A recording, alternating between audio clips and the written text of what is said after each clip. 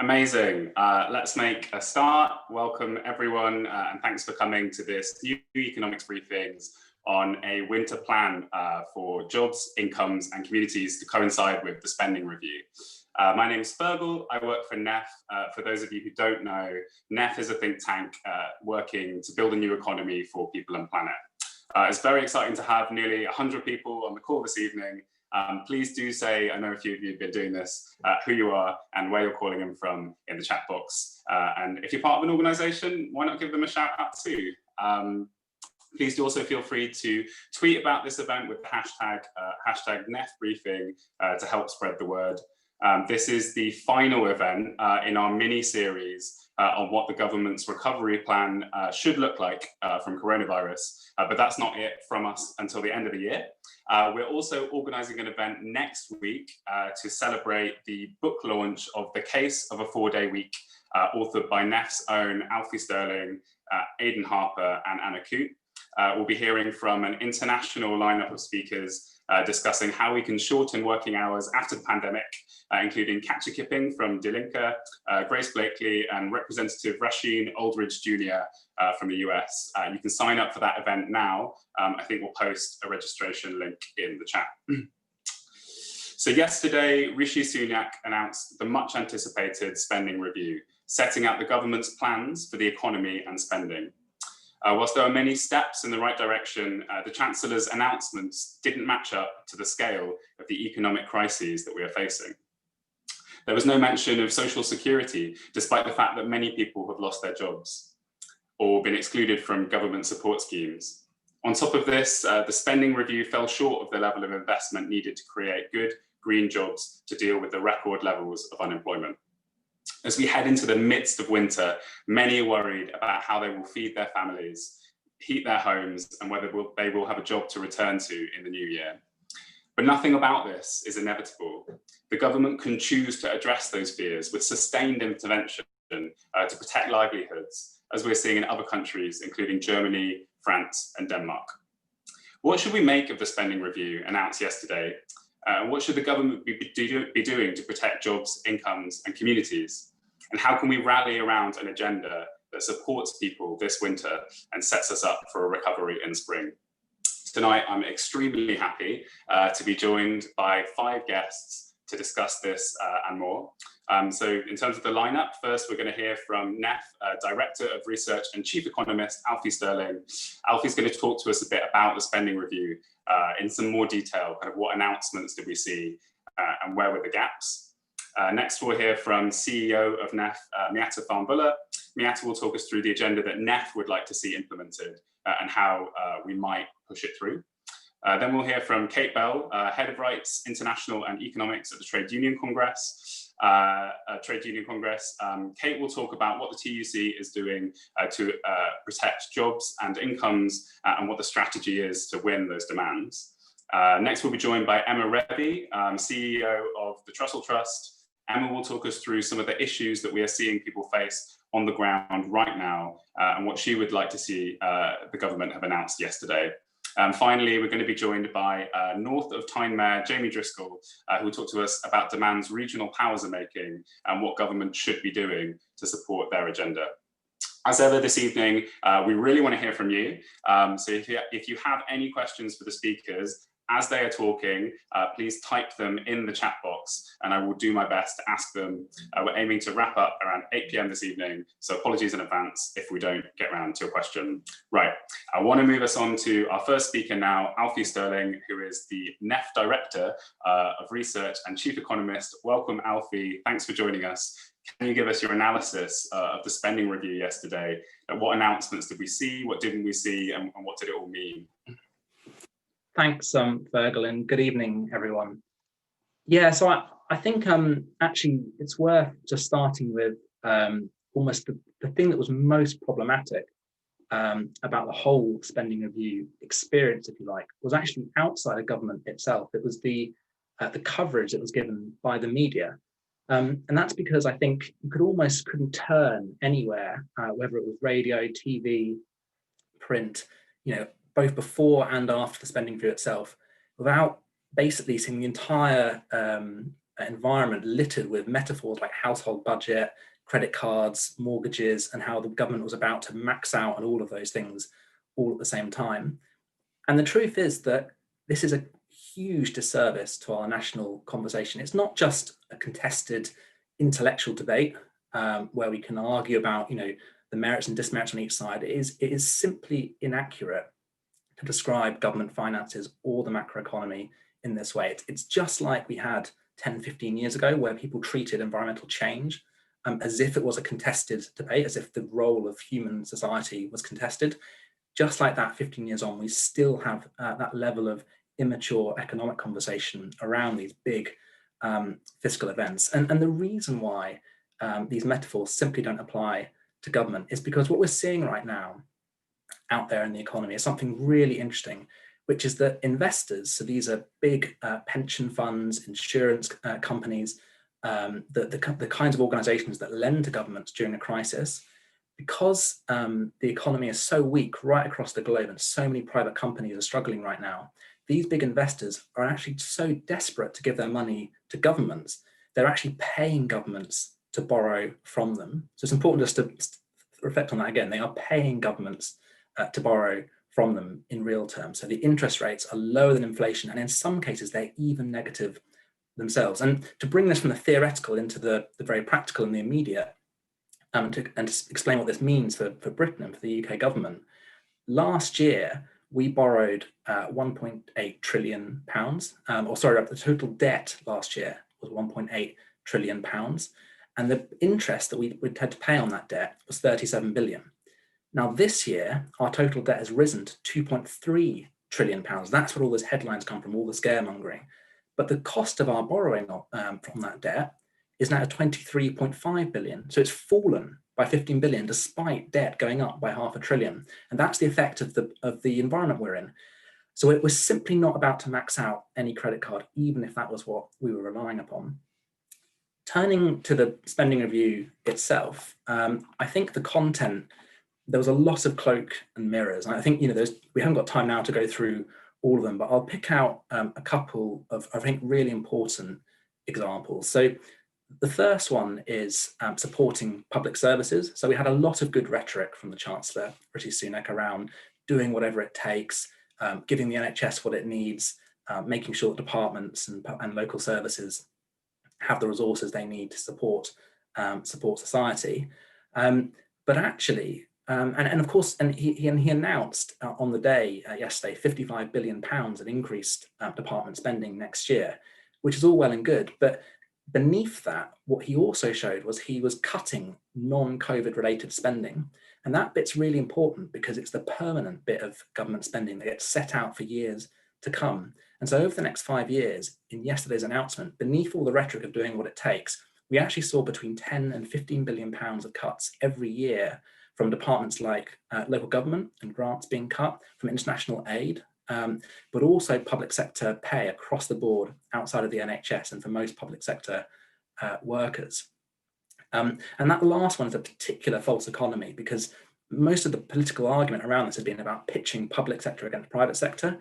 But of course, private sector jobs rely entirely on pay in the economy, on spending in the economy, on all of us here spending our money. And so actually by freezing public sector pay, by freezing the increase, having a real terms pay cut, you're taking money out of the economy, and that will cost private sector jobs as well. The second cloak and mirror, just to pick up on, is around supporting jobs.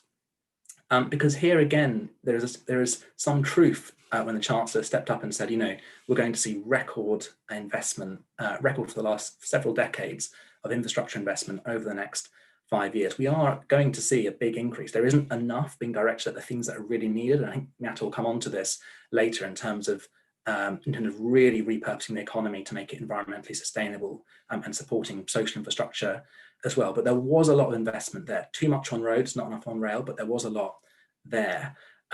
But actually, almost all of that investment wasn't announced yesterday. It was announced a year ago in the Conservative Party manifesto and confirmed in March last year, before COVID took place. So all we were really seeing was a re-announcement of what had already been committed to. So again, cloak and mirrors, not inaccurate that investment was going up, but no response to the pandemic in particular. And to emphasize that point, we had a forecast at the beginning of November for unemployment that said unemployment would peak next year at around between 7.5% to 8%. That was before the spending review. After the spending review, despite all this announcements on investment to create jobs next year, which of course wasn't new investment, the new forecast for unemployment was again about 7.5% to 8%. It was unchanged. And that was because we hadn't actually seen any new money going into supporting jobs. I think it's then important just to finally reflect on what wasn't in the spending review as well. And I think, Fergal made this point right at the top, and it's the one really to just spend a bit of time on, which is social security, the total absence of support for people who will be losing their jobs over the next 12 months, and hopefully no more than that.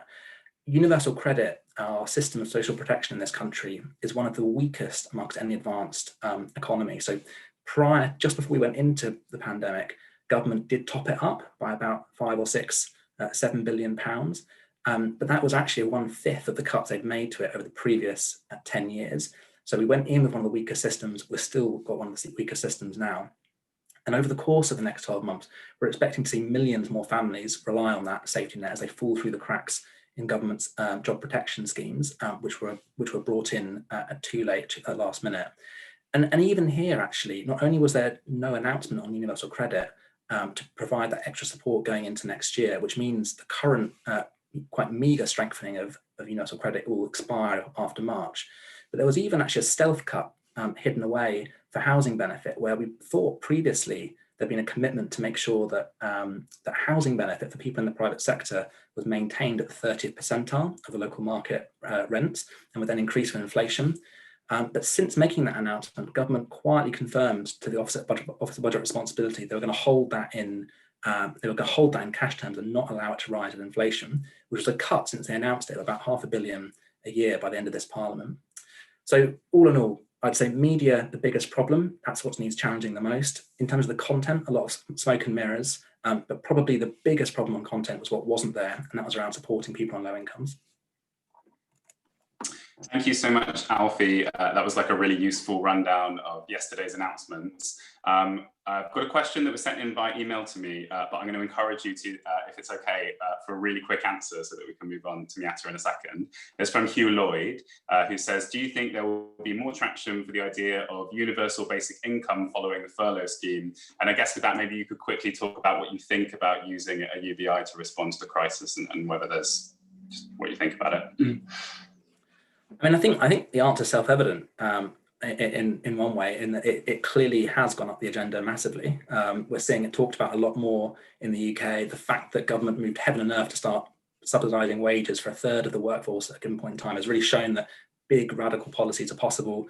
In the US, you saw a one-off non-conditional cash payment being paid out to citizens. So it's clearly, yes, it's going to be talked about more. It's moved up the agenda. In the end, I think it's incredibly useful politically to push for these things. But I suspect actually the most effective policy, which will get to a similar conclusion, which I think at the end of what we're all aiming for, is lifting people out of poverty, making sure there's a non-conditional floor to catch people. I suspect that will be best made in the end through what NEF would advocate, which is a minimum income guarantee, which is making sure that if your income drops, you will be automatically topped up. You will have a non-conditional payment that you can receive to keep you above that minimum floor. Very succinct. Thank you so much, Alfie. Thanks for joining us. I want to move on to our next speaker now. It's a NEF double bill at the top of the show this evening. So I'm really excited to welcome Miatta Fahnbulleh, CEO of NEF. Thanks so much for joining us, Miatta. So we've heard a bit of analysis just then of the spending review. I wonder if you could talk us through the agenda, the sort of positive agenda that NEF would like to see the government put forward, and how you think we can all sort of work to push this agenda through.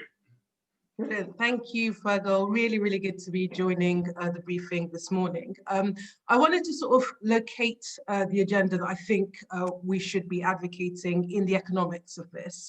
We always knew that the economic impact of the pandemic would be pretty profound. And I think in the Office of Budget Responsibilities outlook, we started to get a sense of how this is really biting. So first, they confirmed the fact that the economy had contracted by 11%. The sharpest contraction for 300 years. And why this matters is that it has a direct impact on people's livelihoods, on their incomes and their jobs. And the headline figures on unemployment rising to 2.6 million going into next year, but critically the squeeze in income. So even people in work, we are expecting to see their incomes contract, and by the middle of this decade, on average, average earnings will be about £1,200 a year lower than it would have been otherwise. Why this is so remarkable, why this matters so much, is that it comes off the back of a decade in which living standards pretty much didn't budge. So we went into this pandemic with people being no better off than they were at the start of 2008. So the idea that we're about to go through a period where earnings will be squeezed and contracted further is quite astounding. So against this economic backdrop, which is pretty sobering, you would have hoped that we would have seen a far more robust plan for jobs and growth. But that's not what the Chancellor opted to do. So as Alfie has sketched out, what we saw was a decline in day-to-day spending, no additional commitment on things like infrastructure over and above what had been committed, and critically for me, the cardinal sin, no move on social security. I think their calculation is, let's see how this plays out. I think the big hope is that actually the economy naturally rebounds in the way that they would argue it did in the summer, and they will take a look at how things are come the spring and act if they need to. I think this is a wrong calculation, because in the end, the recovery that we have will be conditional on the action that we take to soften the blow of the economic impact, but critically take us onto a better trajectory. Now, what we wanted to see at NEF, the thing that we were advocating before the spending review and will continue advocating after, is first, we've got to bolster social security. Now, there are 19 million people in this country, 29% of the population, that are on incomes, which means they cannot afford the basics to have a decent quality of life. I think that is an absolute scandal.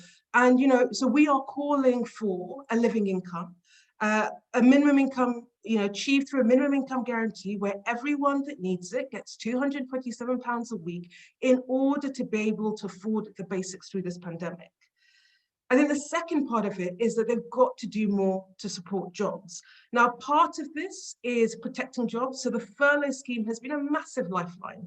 And actually without it, the levels of unemployment that we would be seeing would be absolutely breathtaking. We've now got a position where the government, thankfully, after a lot of dithering and dragging their feet, extended furlough. That was the right thing to do. But they've tagged it to a completely arbitrary date in March, picked out of the air. And actually what we should be saying is furlough is conditional on restrictions in the economy. So for as long as businesses are faced restrictions because of public health measures, furlough is in place in order to protect jobs. But critically, we've got to do the job of creating jobs. And in a world where the private sector is going to struggle and the labour market isn't buoyant, there is an absolute critical role for governments to play in order to stimulate the economy to unlock jobs. So, the thing that we think is absolutely critical going into this, and thankfully, it's something that the Labour Party is now calling for, drawing on our work, is a big fiscal stimulus. The analysis that we've done suggests that, if the government was to put in 28 billion into green infrastructure, that would unlock 400,000 jobs in the next 18 months. If it was to put in 18 billion into social infrastructure, so that's our care workers, that's public health, that's our teachers, the core key workers that are the backbone of our communities and societies, that would unlock 700,000 jobs, which would go a long way to absorbing the numbers of people who are losing their jobs. And then critically aligning that with retraining and placement to support people get into those jobs. Now, clearly this isn't what we got from the government, but my sense, and this is where I think there is hope, is that, it is going to be a tough winter. And as the harsh realities of the economics start to bite, we're going to see this. A lot of people are going to be galvanized, are going to be motivated. Some of it will be driven by anger, but some of it will be driven by a genuine desire for change. And my view is that a government that has consistently been several steps behind where they needed to be in this crisis will be swept forward by events. And our job, the thing that we're trying to do at NEF, is to connect, to build alliances, to build a partnership with these movements, with these partners, in order to demand a set of things, in order to be clear about the things that will unlock the change that we want to see, and critically, to help crystallize those into the policy ideas that can turn those demands into reality. And I think if we do this and we work across organizations, across movements, there is a chance, and a really big chance, that against what is a massive, tumultuous period of time and change, we can force our politics and we can force our politicians to respond, whether they want to or not, whether they're ready to or not, whether their ideology allows them to. And that is the opportunity. If we can work across boundaries, if we can work across organizations, if we can reach out to the movements that will be at the vanguard of saying enough is enough. You said we would build back better than this. This is the time to act to make it happen. Fantastic. Thanks so much, Miatta. And yeah, there were a few questions in the chat about some of the technicalities of what Miatta was saying. And just to say, if you want to follow up on some of the proposals that Miatta's just outlined, then please do check out the winter plan that NEF has just launched. You can see it on our website, where you could download a 2-page summary, or if you find it very exciting, the full pamphlet. We're going to post a link for that in the chat now. And of course, if you want to hear more about future campaign plans, how you can get involved, and make sure that you're signed up for our mailing list, we'll post the links in the chat now. I want to ask a question that again has been sent in by email, which is kind of about, yeah, so we kind of talked a bit about things that need to be done and how you think we can get there.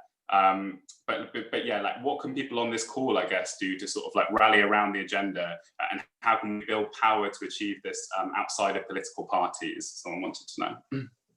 Really good question. And for me, this is where the change happens. I don't think our politics is going to lead us to the sorts of radical solutions I think the times demands. I think it's going to come from people. It's going to come from people organizing in communities and putting pressure on their politicians, putting pressure on both local politicians, but also national politicians. I think it's going to happen through an alliance that, you know, for me, the dream is if we could get the trade union movement aligned with the racial justice movement, aligned with the social justice movement, aligned with you know, the climate justice movement. There is a core set of things that we are all fighting for, and at the root cause is an economy that doesn't work for any of us and doesn't work for our planet.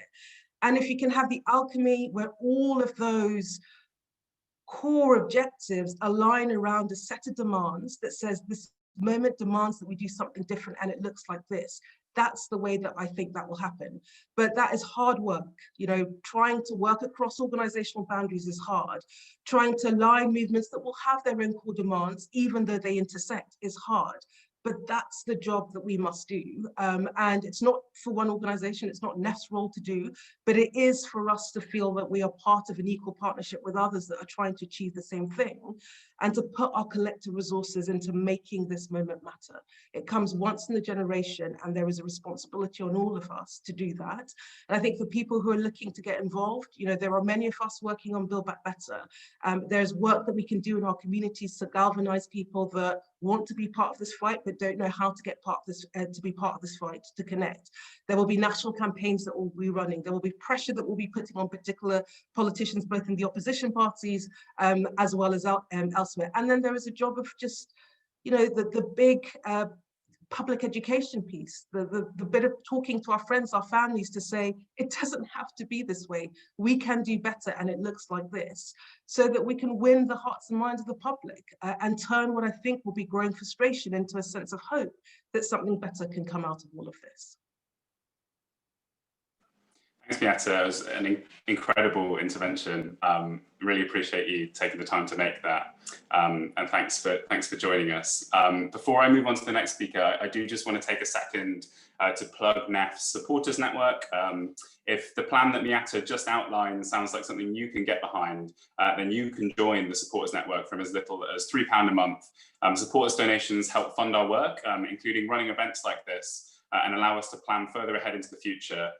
NEF's shown recently that we're able to influence government to implement aspects of our agenda, but we now need to go further and ensure that no one is left behind this winter. So if you are a NEF supporter on this call, then thank you very much. If not, then do check out the link that we're posting in the chat right now and join the network.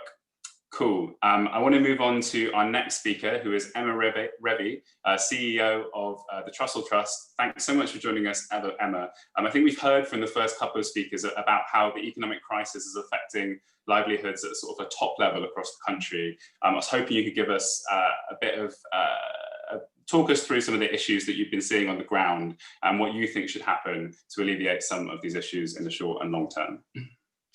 Absolutely. Well, it's great to be here this evening. Thanks very much for having me. For those of you who maybe don't know much about the Trussell Trust, we support a network of 1,200 food bank centres across the UK, providing emergency food for people in crisis. But we also campaign for the end to the need for food banks. And that's something we're really deadly serious about. We don't think it's right that anyone should have to depend on emergency food aid to get by. And we want to be shutting our doors for good. And we know that critical to achieving our goals is government policy and government action, which is why we were also so disappointed not to see more action in the CSR yesterday, when so many more people are struggling to afford essentials at the moment. And I think, just to be frank about the scale of what we're seeing in our food bank network, it's really unprecedented levels of need for emergency food. We've just had our busiest half year ever in food banks. Our network provided over 1.2 million food parcels to people in crisis between April and September, which is a 47% increase on the same period last year. And we also know that half of the people we saw in the early part of the pandemic had never had to come to a food bank before. So many more, doubling in the number of families with children, for example, that had come through our doors. And we also know that that is just the tip of the iceberg, because there are many other community organisations that provide emergency food, and not to mention the many pop-up food provision organisations that sprung up during the pandemic. And behind these stats are real people who are just simply finding they're unable to make ends meet. People who've been forced into situations where they're no longer able to afford the essentials such as food, and are having to turn to food banks. And that's really simply unacceptable to us. We know it's really important at the Trussell Trust to be tackling the root causes of why people are finding themselves coming to food banks. And our food banks have done an incredible job, like a job I never imagined they'd be able to do at the start of this pandemic because of significant increased demand. And we've also been incredibly heartened by the number of other people who've stepped forward to support their neighbours and in their communities. But we also know that an ever-increasing mass distribution of emergency food aid cannot be the answer.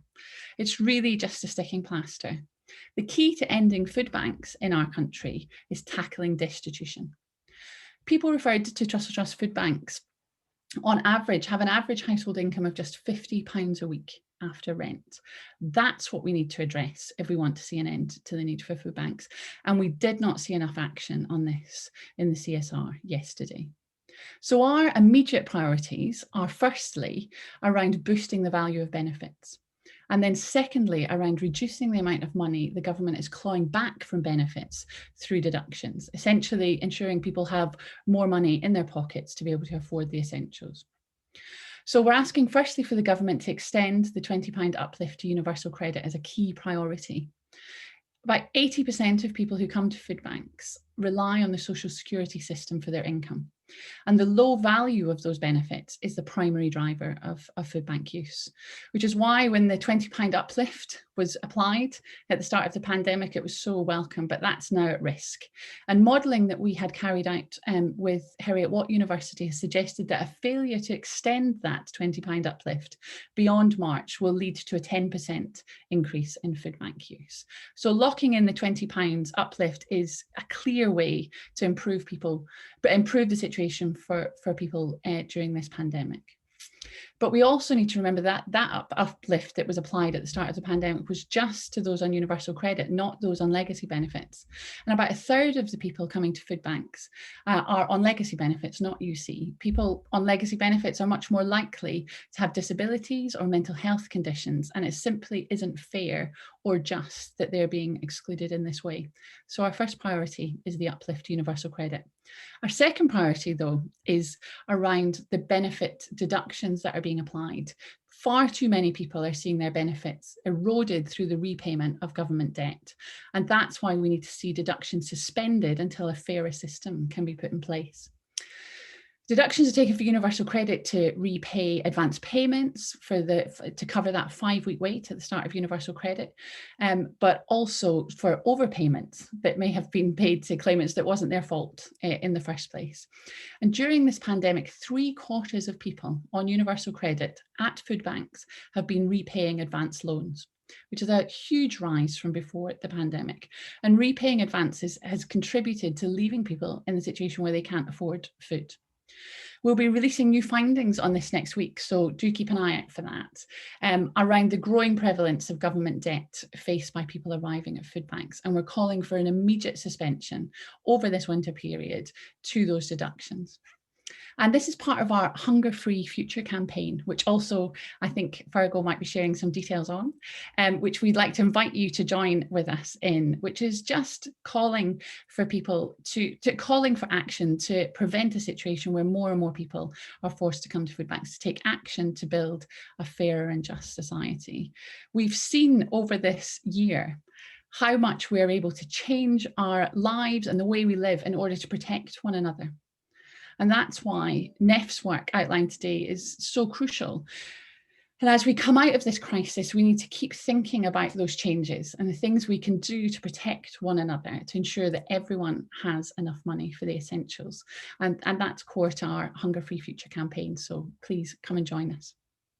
Thanks very much. Thank you so much, Emma. That was really powerful. And yeah, some of those statistics about food bank use are really stark. Comment from Lynn Bowers in the chat. It's unacceptable, and I believe many are new to food banks. I think you were saying that as well. And yeah, please do check out Trussell Trust's Hunger Free Future campaign and their recent report on the impact of COVID on food bank use. We'll post both of the links for that in the chat now. I've just got a follow-up question sent in advance over email. Do you think public opinion is changing in terms of how people think about social security? Are people less likely to accept terms like scroungers than in early years of austerity? And might we be able to start imagining a world where food banks no longer exist? So to the last part of that question, yes, we have to hold on to that against all of the evidence around us as people are having to rely more and more on emergency food. We have to hold on to the possibility of an end to the need for food banks because it's just not sufficient. But yes, I think we have seen a change in public attitudes. The public attitudes survey has shown that where in the past, historically, people have thought benefits were too generous. We've seen a shift in general public thinking benefits are not enough. We also know that through a YouGov surveying that we've done, that people are quite clear that the responsibility for ending the need for food banks lies with government policy, and that the responsibility is around increasing social security. So I think there's real hope in that. And we've also seen so many people step forward supporting Marcus Rashford's campaign, saying it's not right in our country that children are going hungry, that families aren't able to support themselves. So I think it's a unique moment in time for us to actually galvanise a movement, as Miatta was saying, where we come together and imagine a better way forward. Incredible. Thank you so much, Emma. That was amazing. We really appreciate you taking the time to join us this evening. I do want to move on now to our next speaker, who very excited to have joining us to talk us a bit more specifically about workers' rights over the next few months. And to do this, I'm very happy to be joined by Kate Bell, Head of Rights International and Economics at the TUC, and second-time speaker on the weekly economics briefing, new economics briefing. So welcome back, Kate. Could you talk us through some of the TUC's plan to project jobs and incomes over the next few months and what the strategy is to win your demands? Sure. Thanks, Fergal. Well, thank you so much for having me back. And it's really great to be part of such a kind of impressive and interesting panel. I'm going to try not to be too repetitive with what other people have said, because obviously kind of really support the analysis and the solutions they've laid out. But I guess I wanted to talk about kind of the three areas we're working on, and that's protecting jobs, creating jobs, and ensuring that there are decent incomes for all. I guess the first thing I wanted to say on protecting jobs is that this is something that unions are doing every day, and union members. To pull out just a couple of recent examples, it's the Unite members fighting for jobs in the Herefordshire factory that makes Bulmers and Strongbow, so apologies to cider drinkers. They're in danger of being kind of fired and then rehired on work terms and conditions, and the 200 Unite members there are battling those changes really hard to protect the decent work that people need. Or you could look at the CWU members who are fighting really hard in BT now, considering industrial action, about a plan from BT for compulsory redundancies and again, a downgrade in those terms and conditions. And I think one of the things we are seeing in this pandemic is that businesses who are not facing kind of economic crises are actually seeing this as a kind of excuse. You know, it's a convenient moment in which to make a large number of redundancies without necessarily being in the media spotlight. And it's of course unions who are fighting those changes, and we would say that the best way to kind of be part of this movement, if you want to kind of build the better world that everyone has been talking about, is to start by joining a union. But of course, as well as that union action, we do need government policy too. I think a really important moment is going to be in January, when government has said it's going to review the furlough scheme. As Miatta has set out, it's absolutely vital that they don't pull that support away before the economy is fully reopened and we've started to see employment rising. We're looking for the evidence to make that case, to make sure that we can, you know, make a really strong case to government to say, at that point in January, when they have said they're going to review it, to extend it for as long as is needed to actually protect jobs. And of course, there's changes to the furlough scheme we need too. At the moment, it's not doing enough to protect those on the lowest incomes. So we saw about 2 million people this year falling below the national minimum wage. And we know there's big holes in the support for the self-employed too. So that January moment, I think, is a real opportunity for us to say, okay, government, you've done the right thing. You said you will review it. Here's what you need to do, and to set out a really positive case. Miatta talked about job creation. I think that's really important. We said quite very similar things to NEF, basically. Big need for kind of a green stimulus. Government, of course, have kind of announced, you know, their 10-point plan on net zero. I think, you know, we can maybe give them kind of 1 out of 10 for at least announcing it and being in the right direction. And I think we should take some heart that, you know, they are talking our language, basically. They announced that plan with a desire to get net zero and a desire to create jobs. Of course, the investment that's gone into it isn't nearly enough, but I think we're now in a better place to argue for more, to argue for a step up of that investment. But again, in the public sector, there's a desperate need for job creation. This should be a time when we're investing in our social care system. Everyone's seen how important that is during the pandemic, how underfunded, and the really pretty terrible terms and conditions that people face working in the social care sector. There's a huge opportunity for government here to make that sector better and to create good quality, decent jobs right across the country. And we're going to keep pushing for them to actually take that opportunity to deliver a final solution to the kind of awful situation we've seen in social care over the past few years, but also to deliver jobs across the country too. The last area I just wanted to talk about was kind of protecting incomes. And of course, I'd support everything that Emma said. I think it's absolutely vitally important. We think we could be more ambitious with universal credit. We think it's letting the government off the hook to say, keep the £20. That still leaves universal credit just at 17% of average wages. And I think in some ways, by being more ambitious, we might be more likely to win that £20. I think there's also a massive opportunity to make the case for benefits for children. We've seen levels of child poverty soaring, and we had some research out with the IPPR actually about a month ago, which showed that an increase in child benefit not only would help protect those family incomes, but also be a decent way of stimulating the economy. Government needs people to go out and spend. It's very difficult for them to do that when they're worrying about whether to put food on the table. And I think there's a real opportunity for us here in the run up to the next budget, which I think we're kind of assuming is in March, to make that positive case for investment in families and children and really kind of challenge government to meet that case. Lastly, of course, the most, a vitally important way of protecting incomes is decent work and wages. Here, I think we do have another opportunity. Government has allegedly promised that we're having an employment bill next year. And this is our opportunity to make the case for that ban on 0 hours contracts that we all want to see. And that lies, at the heart of that employment insecurity, which is at the root of so much of the other insecurity we see, whether that's income insecurity, at the heart of some kind of the mental health problems we see, economy and kind of typifies the model of employment that we've seen in the last few years. Given that government has said, it wants to level up, has said that it's going to have an employment bill to try and improve the quality of work, I think there's a massive opportunity for us to go out and make a positive case to end 0 hours contracts, to end bogus self-employment, to give everyone decent terms and conditions, and really, really importantly, and there's never been a better time to make this case, to make sure that everyone gets decent sick pay. So I think, I'm really glad to be part of this coalition of fighting for those things. I think we have got some big opportunities in the months ahead, and I hope that everyone who wants to seize those will think about joining the union.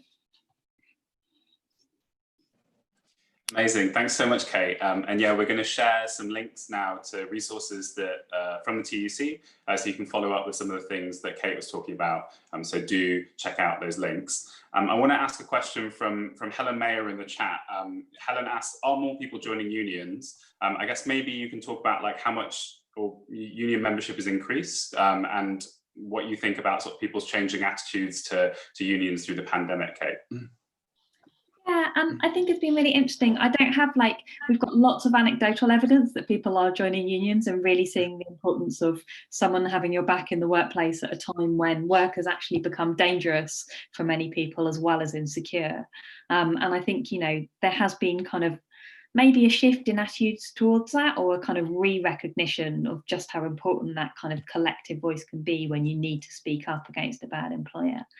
I think we've seen a bit of a shift in the kind of public debate as well. I think, unions' role in advocating for furlough has reminded people that, again, you need a voice not just in the workplace, but hopefully in government, or kind of at least talking to government to make the case that, to put workers' voices, at the heart of that decision-making process.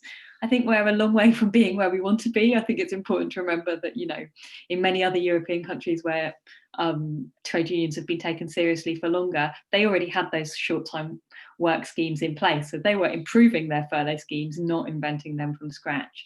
But I hope, it has been a positive opportunity to remind people of the value of collective action and collective organising, and that's something we can build on, I think. Amazing. Thank you so much, Kate. Thanks for coming on again, and looking forward to having you on the New Economics Briefings again soon. Okay, I'm going to move on to our final speaker now, who's Jamie Driscoll, Mayor of North of Tyne. Jamie, thanks so much for joining us. So we've seen, I think, regional powers, including metro mayors, pushing back hard on government spending plans recently. I wonder if you could talk to us more about the agenda you would like to see over the winter months, and the role of regional powers in pushing for that change. Thanks, Fergal. Thanks for inviting me on. We, as mayors, pushed back in early summer, saying, look, can we lead the economic recovery? We know what we're doing, we know our areas. And I did get a letter from a minister saying, can you develop an economic plan to get us out of this? Which we did.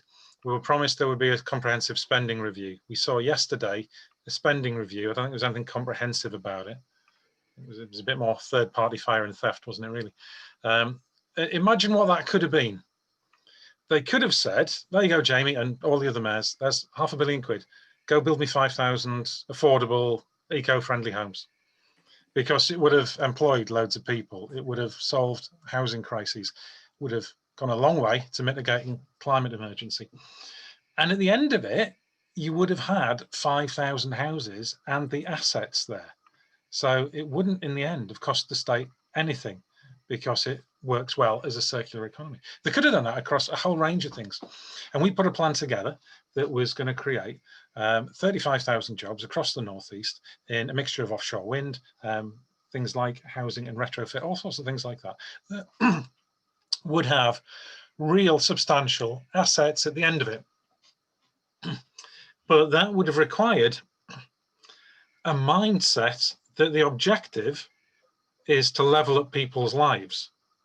And this is the issue, that when you're looking at it from a government point of view, certainly economic point of view, where you assume that the market will solve all the problems, we've ended up with something akin to a work program, if you like, that's there to help people find jobs, but has no intention of creating jobs. If the jobs are there, people will find them. There is no point in keeping pushing people to find jobs if there aren't any jobs. All you're creating is jobs for people to help jobs, but none of those are substantive wealth producing jobs. So what have we done? We're pushing for an extra devolution deal. I represent the north of Tyne. We're trying to work together as a region to come together to have a full northeast devolution plan. And we want to do something radically different. And there's a certain way of persuading the government to do this. It can't all be about radical alternative economic strategies. So we're pushing for something that's zero carbon, zero poverty, and about economic bounce back. It's going to be based on a balanced scorecard. So it's no longer about GVA jobs. Yes, I want to create loads of jobs. Created loads of jobs, actually. I've already created, on target for creating 2,800, and I've only been in post 18 months. A brand new organisation. Already safeguarded 1,700 jobs, which is pretty good, I think. But this will have things in it like the relative levels of equality, like well-being, like homelessness, all of these balanced scorecards in what a devolution deal should be. Nice slogans, but how do you do it? Well, in the simplest way, one of it is to get more water in the bucket, and that's money coming in, that's jobs coming in. That's from things like a massive offshore wind investment.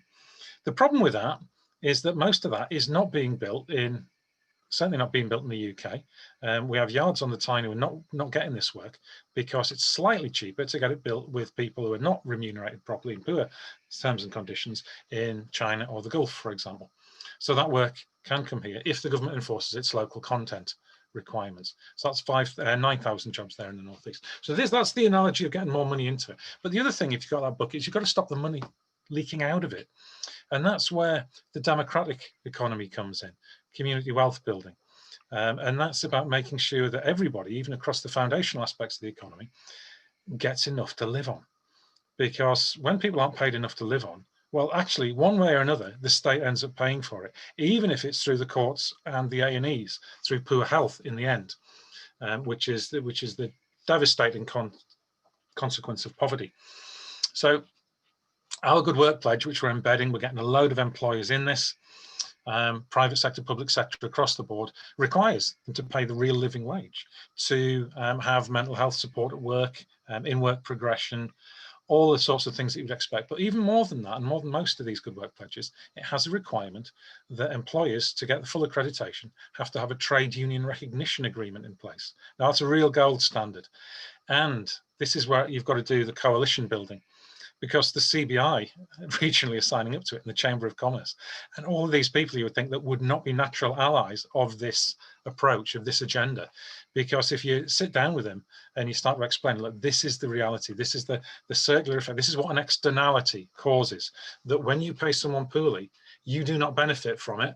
You might benefit as an individual employer, but everybody else, the whole economy, does not benefit at all from people being underpaid, undernourished, underhoused, undermotivated. So we're building all of these things in, and this is about getting rid of the short-termism. You know, we heard announced yesterday a 4 billion levelling up fund, but it's competitive bids. And when you try to run a country on the basis of competitive bids, there is no certainty in funding. There can be no strategic planning. It ends up being extremely wasteful. It costs actually almost as much to put these bids together across the board, when you take into account everybody who didn't win the bid, as actually the benefit of the money that comes out of it. So we need to go beyond that, and we're pushing for some fiscal innovations. We've been doing some work with NEF Consulting on this as well, but one of them is the power to borrow at base rate for devolved authorities. Because at the moment, if you want funding, you kind of got to borrow through the Public Works Loan Board. There's a lot of strictures about it, and it's substantially more expensive than base rate. If you borrow at base rate, we can have a regional wealth fund. So I'm pushing for £500 million, which will allow us to invest in those firms and those projects where people are got good environmental standards, good work standards, and where their supply chain is beneficial for the local economy. You just do an economic impact assessment on this entire approach.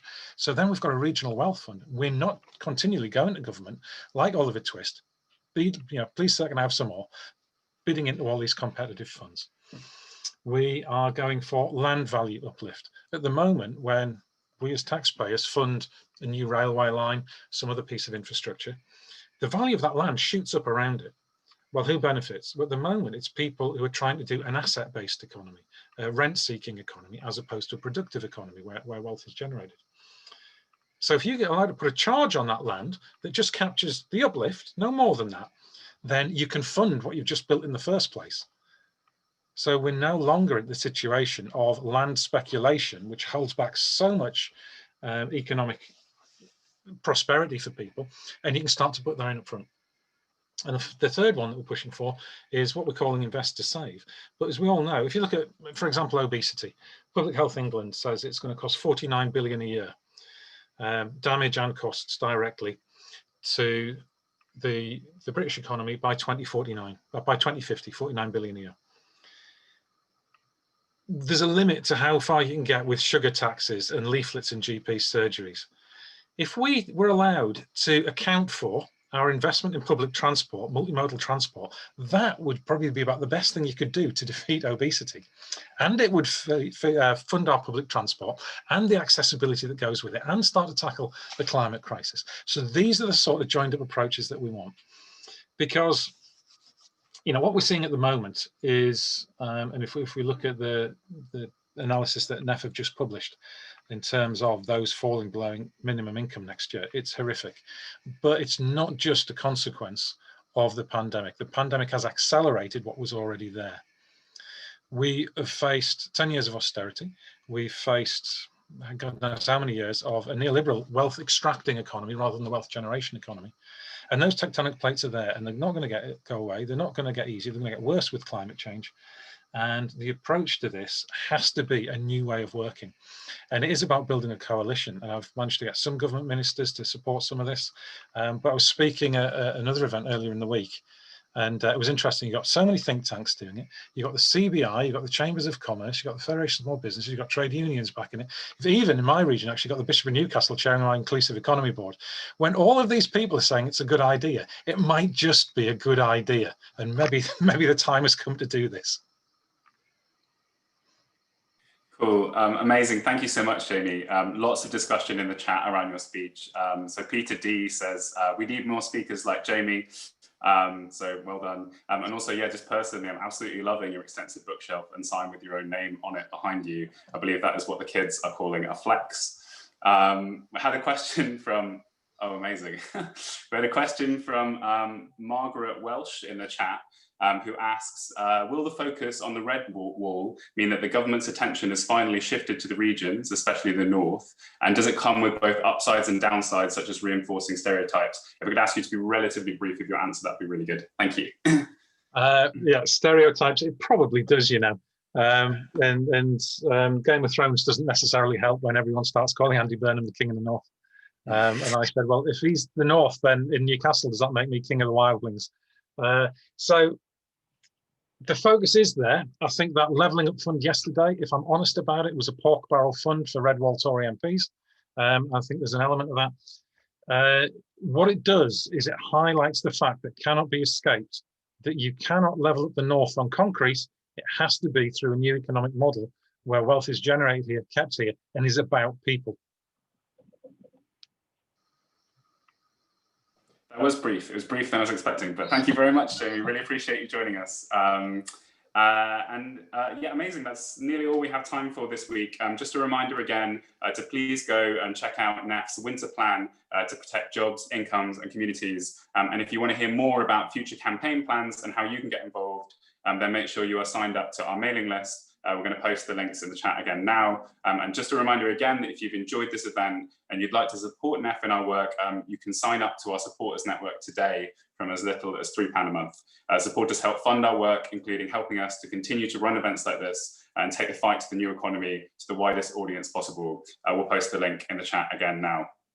Stay tuned to hear more from us. We'll be back with a new series of new economics briefings before too long. But until then, stay safe. Thanks so much and goodbye.